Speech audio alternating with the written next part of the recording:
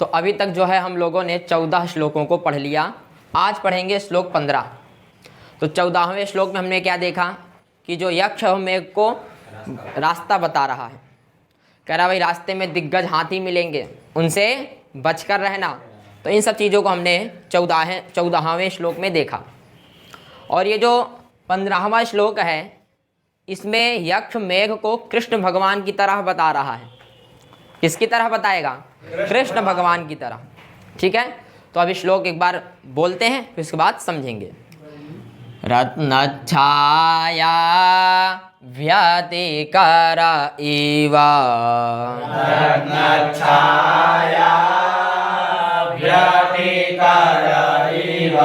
प्रेक्ष्य मे तत्पुरस्ताद्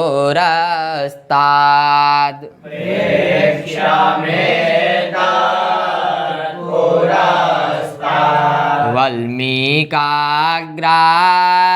प्रभवति धनुष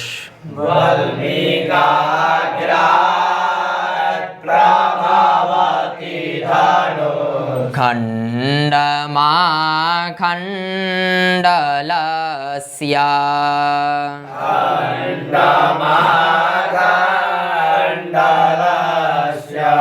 येन श्यामं वपुरतितराम्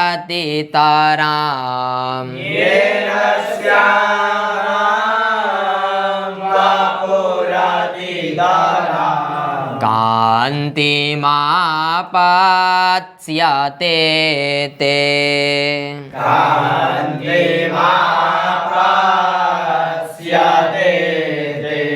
वर्हेणेव स्फुरितरुचिना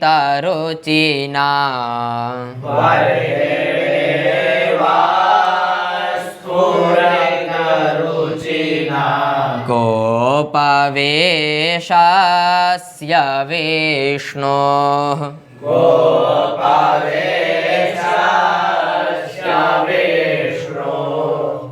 अब ध्यान समझिए कि यहाँ क्या कह रहे हैं। तो देखिए, कह रहे हैं गोपवेशस्य विष्णोः। क्या कह रहे हैं? गोपवेशस्य विष्णोः। ठीक है, विष्णु मतलब विष्णु भगवान। ठीक है, विष्णु भगवान जब गोपवेश को धारण किए थे, मतलब जब ग्वाला बने थे, तो ग्वाला कौन बना था? विष्णु भगवान बने थे कि नहीं? तो वही कह रहे हैं, विष्णु भगवान जब गोपवेश को धारण किए थे, अर्थात जब कृष्ण बने थे, जब कृष्ण बने थे, क्योंकि भाई कृष्ण जी ही गोपवेश को ग्वाला बने थे ना। तो वही कह रहे हैं, विष्णोः गोपवेशस्य, विष्णु जी ने जब ग्वाले का रूप धारण किया, अर्थात जब कृष्ण बने। ठीक है, फिर कह रहे हैं ते श्यामम वपुः। अब देखिए, जब विष्णु भगवान ने कृष्ण भगवान का रूप धारण किया तो सांवले थे कि नहीं? कृष्ण भगवान सांवले थे थे कि नहीं? अब वही यक्ष मेघ को कह रहा है, कृष्ण भगवान जब ग्वाला बने तब वो सांवले थे कि नहीं? तो कह रहे हैं जैसे वे सांवले थे वैसे ही ते श्यामम वपुः। क्या कह रहे हैं? ते श्यामम वपुः। ते मतलब तुम्हारा, श्यामम मतलब सांवला, और वपुः मतलब शरीर। तुम्हारा भी सांवला शरीर है। भाई मेघ का भी शरीर सांवला है कि नहीं? जब वो पानी भरेगा, पानीदार मेघ है, जलद मेघ है कि नहीं? और जलद मेघ हमेशा सांवला दिखता है कि नहीं? तो वही यक्ष मेघ से कह रहा है, कृष्ण भगवान भी सांवले थे और तुम भी सांवले दिख रहे हो। तुम भी कैसे दिख रहे हो? सांवले दिख रहे हो। ठीक है, अब देखिए, कृष्ण भगवान के पास क्या रहता था? मोर पंख रहता था कि नहीं?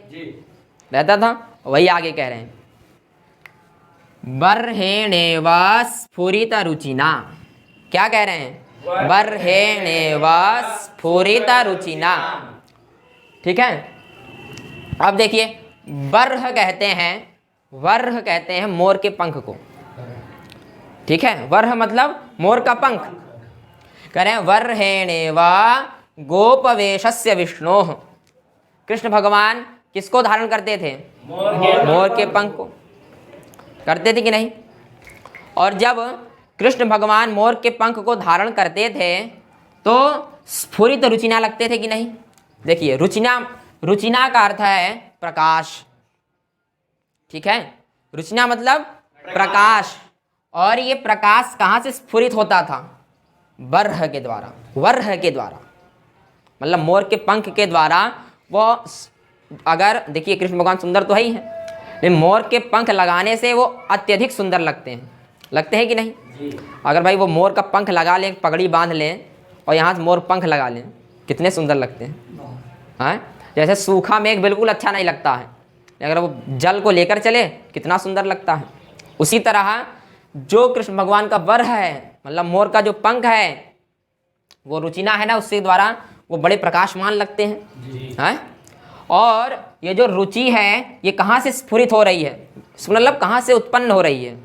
तो वर्ह के द्वारा। किसके द्वारा? मोर के पंख के द्वारा कृष्ण भगवान बहुत अधिक प्रकाशमान दिख रहे हैं, दिखते हैं कि नहीं? तो कह रहे हैं जिस तरह कृष्ण भगवान रुचिना लग रहे हैं, मोर के पंख के द्वारा क्या लग रहे हैं? रुचिना, बहुत ही प्रकाशमान दिख रहे हैं। वर्ह फिर शब्द है इव, इव मतलब उसी समान, इव मतलब वैसे ही, उसी समान। अतितराम कांतिम आपत्स्यते, क्या कह रहे हैं? अतितराम कांतिम आपत्स्यते। अतितराम मतलब अत्यंत, अतितराम मतलब अत्यंत, कांति मतलब प्रकाशमान, प्रकाश की तरह, आपत्स्यते मतलब हो जाओगे, आप भी वैसे ही प्रकाशमान दिखोगे। जैसे कृष्ण भगवान अगर मोर के पंख को लगा लें, जैसे प्रकाशमान हो जाते हैं, वैसे ही इव उसी तरह तुम्हारा जो सांवला शरीर है अतितराम अत्यंत कांतिम आपत्स्यते, अत्यंत कांति वाला हो जाएगा। क्या हो जाएगा? अत्यंत कांति वाला हो जाएगा। समझे कि नहीं? तो वही कह रहे हैं, ते श्यामम वपुः, तुम्हारा सांवला शरीर अतितराम अत्यंत कांतिम आपत्स्यते, अत्यंत कांति वाला हो जाएगा। लेकिन भाई कृष्ण भगवान तो मोर का पंख लगाते थे, तब वो अत्यंत कांति वाले दिख रहे हैं, लेकिन जो मेघ है अब उसको ही मोर का पंख लगाना पड़ेगा कि नहीं? जब मोर का पंख लगाओगे तभी वो अत्यंत कांति वाला होगा कि नहीं? बात समझ में आई? ये न मतलब जिससे अथवा जैसे, ठीक है? जिससे तुम्हारा सांवला शरीर, देख ध्यान समझिएगा, यो मतलब कृष्ण भगवान की तरह, कृष्ण भगवान की तरह जैसे तुम्हारा सांवला शरीर अतितराम अत्यंत कांतिम आपत्स्यते, अत्यंत कांति को प्राप्त होगा। तो कृष्ण भगवान अतितराम कब लग रहे हैं? रुचिना कब लग रहे हैं? जब मोर का पंख लगा है। तो भाई अब यक्ष जो है मेघ को भी मोर का पंख लगाएगा। अब वो कैसे लगाएगा उसको और समझना है, समझे कि नहीं? आगे कह रहे हैं, रत्नच्छाया व्यतिकर इव प्रेक्ष्य में तत्पुरस्तात्, फिर वल्मीकाग्रात् प्रभवति धनुष खंडमाखंडलस्य। क्या कह रहे हैं? धनुष, ठीक है? देखिए, आखंडलस्य क्या शब्द है? आखंडलस्य, जो पर्वत को खंड खंड कर दे, ऐसे इंद्र भगवान। ऐसे कौन है? इंद्र जी। तो आखंडलस्य मतलब इंद्र जी, आखंडलस्य मतलब इंद्र, इंद्र के धनुष खंडम, अर्थात इंद्रधनुष की बात हो गई। किसकी बात हो गई? इंद्रधनुष, ठीक है? अब देखो, कृष्ण भगवान ने मोर के पंख को लगाया है, अब यहाँ यक्ष जो है मेघ को इंद्रधनुष के द्वारा सजा रहा है। अच्छा ये बताइए, इंद्रधनुष में कितने रंग? 7, मतलब कई रंग होते हैं, और मोर के पंख में भी कई रंग है कि नहीं? तो कह रहे हैं जब कृष्ण भगवान मोर के पंख के द्वारा रुचिनाम, क्या लगते हैं? रुचिना है, बहुत अधिक प्रकाशमान दिखते हैं, वैसे ही तुम जब आखंडलस्य इंद्र के धनुष के खंड को, अर्थात इंद्रधनुष के खंड को। जब इंद्रधनुष आपके पीछे दिखेगा तो सोचो आप कितने अत्यधिक शोभनीय लगोगे। इसीलिए हे मेघ कहाँ जाओ, अलकापुरी जाओ, तुम कृष्ण की तरह लगोगे वहां जाओगे तो।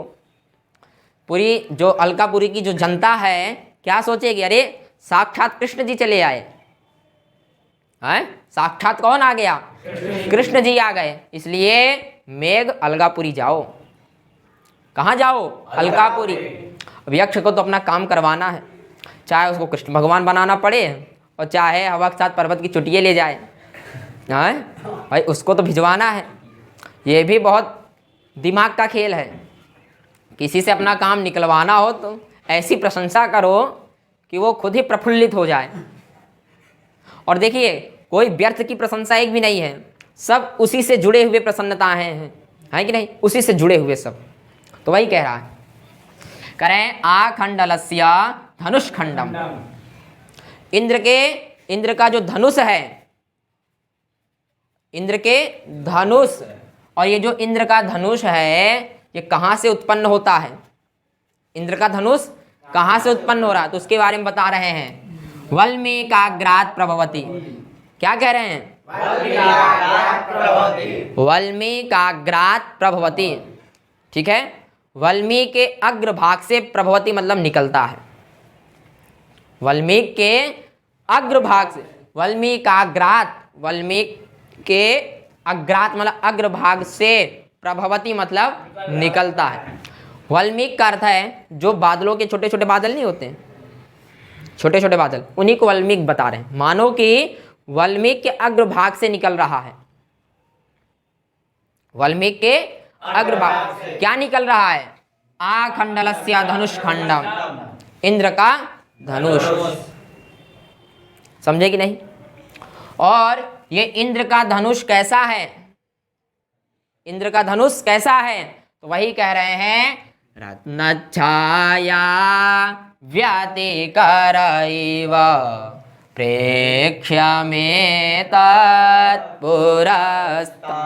देखिए कह रहे हैं जो इंद्र धनुष है ये रत्नच्छाया व्यतिकर है। कैसा है,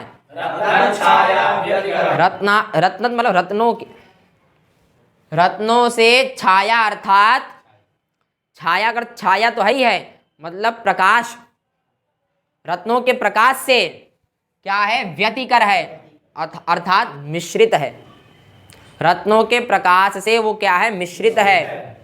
इव इसलिए प्रेक्ष्यम, इसलिए वो दर्शनीय है, प्रेक्ष्यम मतलब दर्शनीय।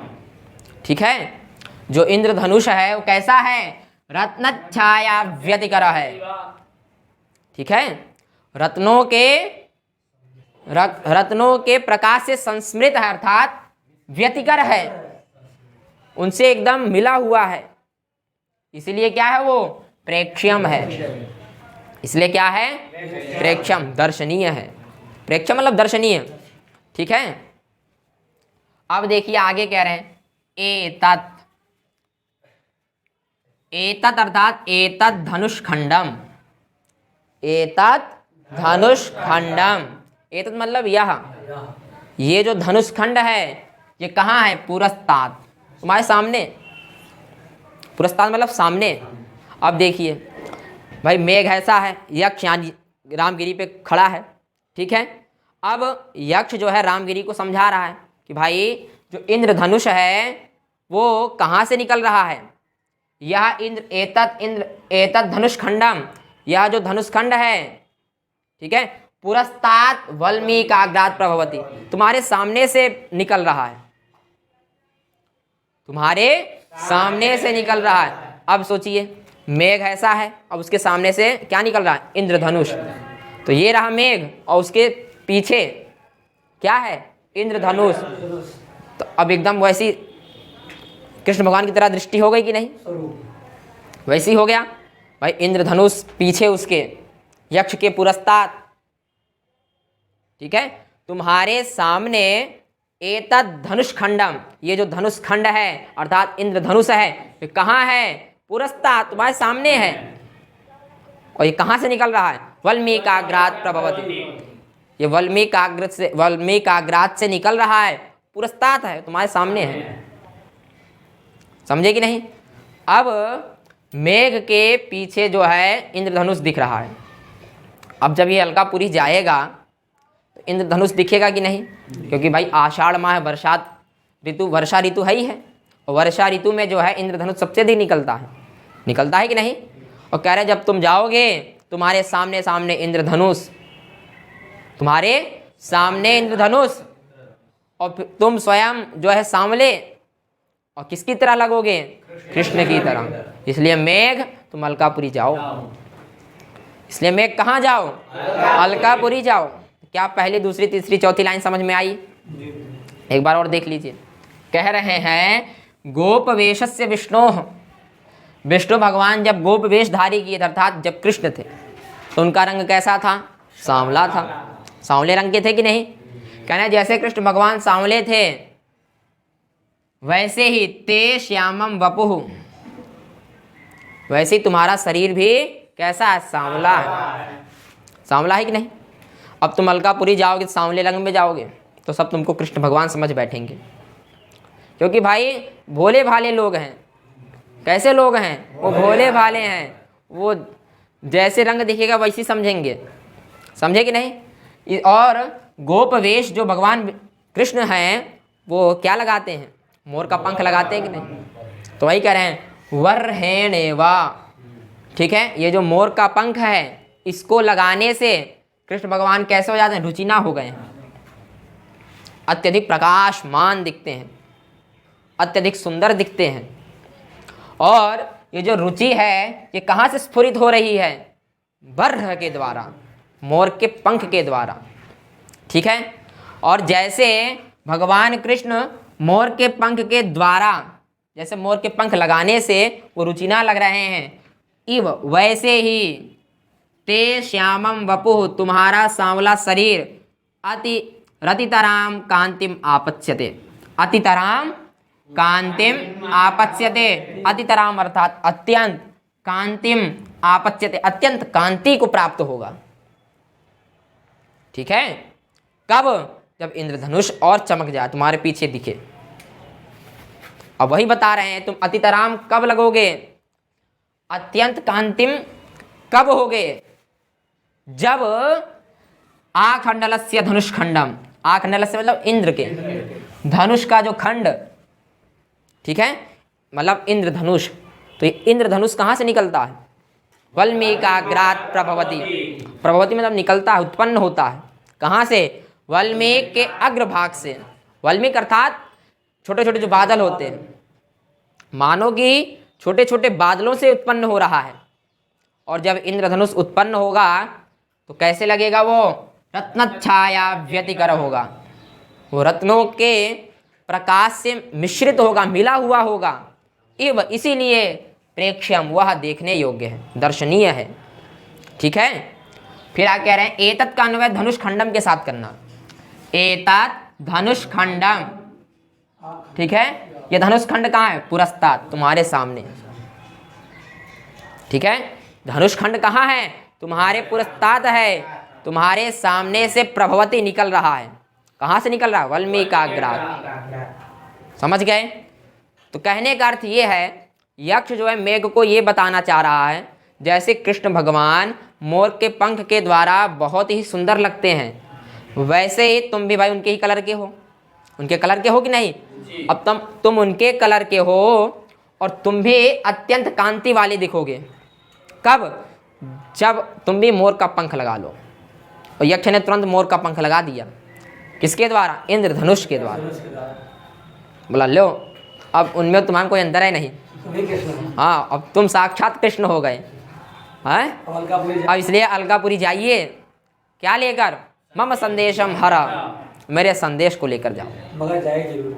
ठीक है, तो देखिए, अगर अपना काम किसी से निकलवाना हो तो ऐसी प्रशंसा करिए उसकी कि वो जो है अपने में समाहित ही ना हो कि अरे वाह यार, ऐसी ऐसी खासियत है मेरे अंदर, चलो छोटा सा काम है, क्यों ना कर दिया जाए। समझे कि नहीं? चलिए, तो आज के लिए इतना ही।